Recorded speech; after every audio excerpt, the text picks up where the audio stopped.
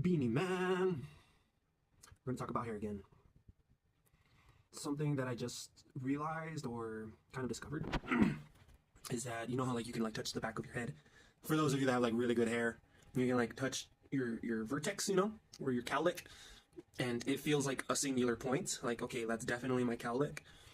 But I think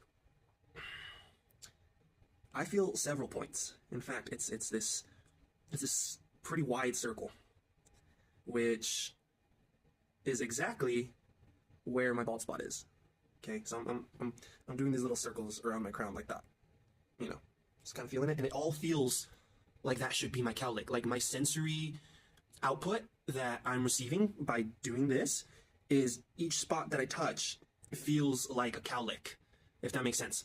So what that's making me realize is that all of this singular point, or what used to be a singular point, has spread out and grown in such a way that it really shouldn't. We want to make that circle close, basically, because the sutures in that area, the skull sutures, the little cracks in your head, those are all points of growth. It's your skull isn't just one bit, right? So it's a bunch of different plates put together. And what divides these plates are these sutures, basically this live bone that's constantly breaking down and growing. I would imagine some sort of like compressional input would cause them to deteriorate. In other words, shrink. And a pulling motion, something that would spread the sutures apart, would induce bone growth. So basically, here's one plate of your scalp, here's another plate of your scalp, and the intermingling of these two plates are the sutures, right?